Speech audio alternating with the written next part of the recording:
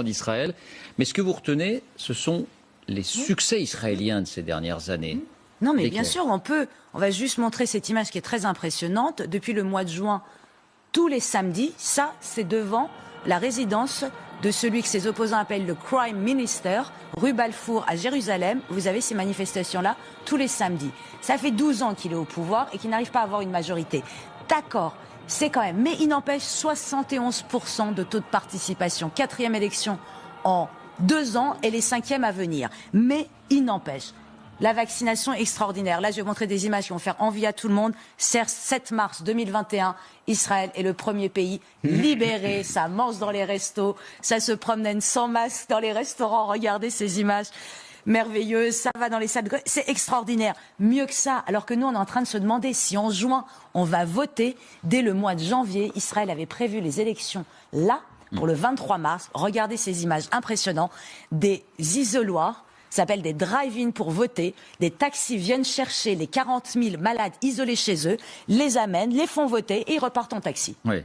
40 000 personnes ont pu voter comme ça. Et même à l'intérieur des hôpitaux, il y a de l'agilité. Des assesseurs, souplesse, anticipation, agilité, impressionnant.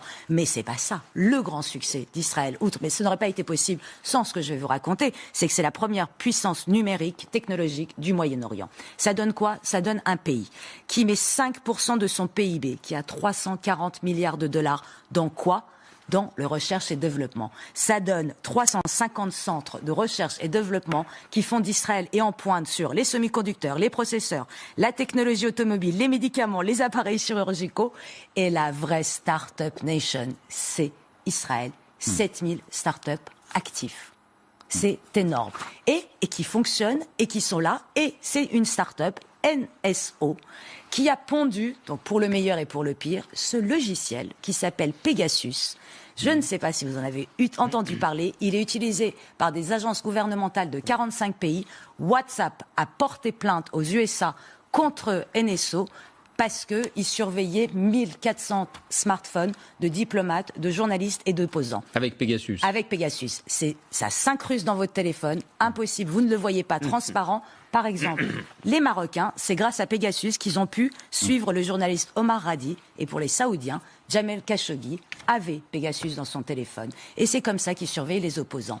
Et moi, je vous dis une chose. C'est parce que Pegasus, c'est parce que la technologie, que les pays, les pétromonarchies ont signé les accords d'Abraham. Parce que c'est le troisième succès, ça, le succès diplomatique. Exactement. Vous voyez la signature des accords d'Abraham là, avec les représentants du Bahreïn et des Émirats Arabes Unis. Qu'est-ce qui s'est passé il y a 15 jours, qui est passé totalement sur les radars? Les Émirats Arabes Unis ont investi, fonds d'investissement de 10 milliards de dollars destinés à des secteurs stratégiques en Israël, production d'énergie, eau, espace, santé, agrotechnologie. Mieux que ça, on va regarder une carte pour qu'on ait une idée de cette avancée diplomatique qui tient sur l'après-pétrole. Là, vous voyez tous les là, parce que oui, non, c'est pas grave. On va faire avec cette carte. Là, ce que vous voyez, Neom en Arabie Saoudite, c'est la ville futuriste de Vision 30 de MBS, de Mohamed Ben Salman, qui est exactement à 45 km d'Eilat en Israël. Cette ville, c'est la ville sur laquelle tient tout le projet de MBS. En novembre, c'est exactement là qu'ils se sont rencontrés. Mohamed Ben Salman et Netanyahou en secret. C'est-à-dire qu'en gros, aujourd'hui, tous les États arabes vont signer avec Israël parce que sans la puissance technologique numérique d'Israël, ils sont condamnés tout simplement à mourir. C'est extraordinaire ce qu'a accompli Israël en étant entouré d'ennemis.